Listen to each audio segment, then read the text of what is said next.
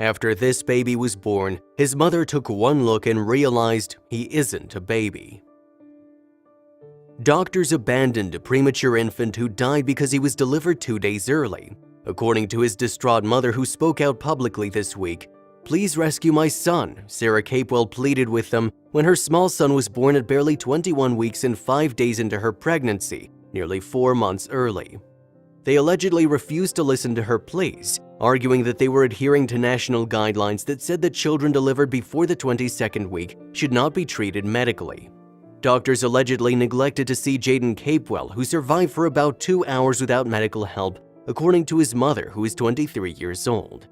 He was breathing independently, had a good heartbeat, and was even moving his arms and legs, according to his mother, but medics disagreed. He would be denied admission to a special care newborn unit. Ms. Capewell is now requesting a review of the medical recommendations, which she believes should be done. Medical specialists are reported to have advised her that if the baby had been born 2 days later at 22 weeks, they would have sought to save him. According to hospitals, kids born at less than 23 weeks should be monitored.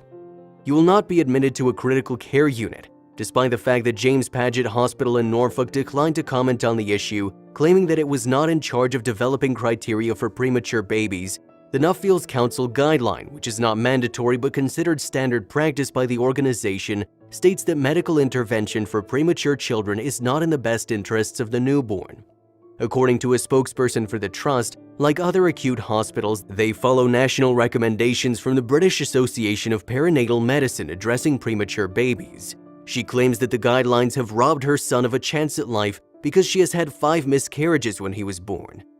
She kept begging for the doctors, according to the midwife, who praised him as a tiny fighter, but the midwife replied, "They don't have any. They aren't going to come and help you, darling. Make the most of the time you have with him while you still have it."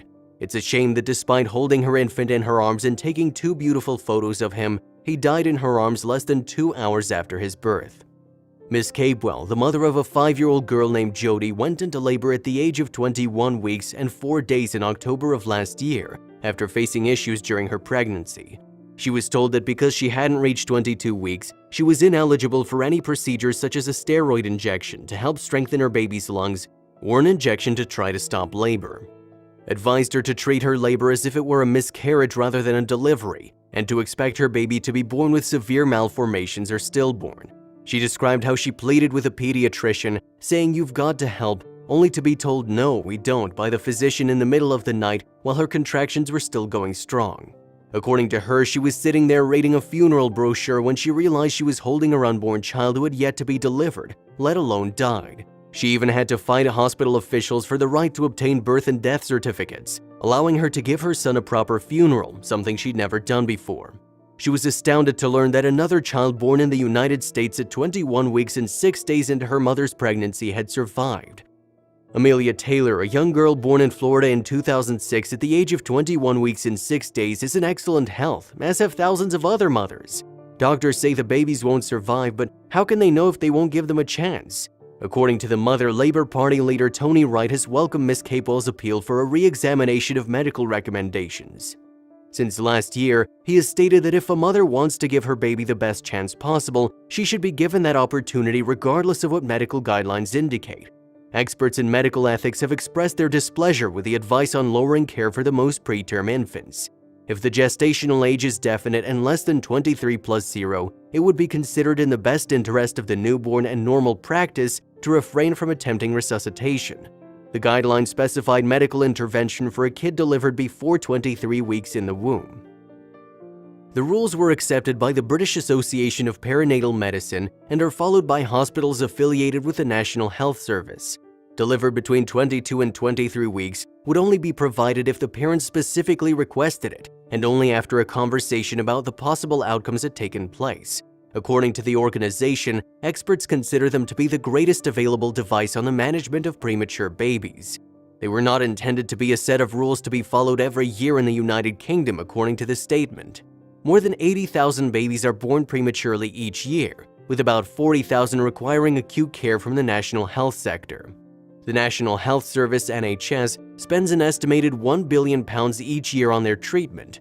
Although while survival rates are high, despite medical and technological advances, Kids born before the 23rd week of pregnancy are just too undeveloped to live, and utilizing harsh therapeutic methods would only serve to prolong their anguish or inflict pain on them. The rules are produced by the Nutfield Council on Bioethics, after a 2-year investigation in which nurses, doctors, and religious leaders testified. However, just weeks before the findings were published in 2006, a child was born in the United States demonstrating that a baby can survive if medical therapy is given at an earlier stage than 22 weeks.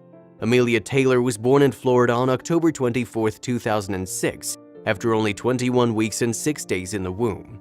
Doctors treated her as if she was a week older than she was because they presumed she was, but later admitted that they would not have treated her otherwise. In general, the earlier a baby is born, the more likely it is that the kid will have issues. Furthermore, the baby's weight at delivery is significant. Some abnormalities may be obvious at birth, while others may not appear until later in life. Thank you for watching, and don't forget to subscribe.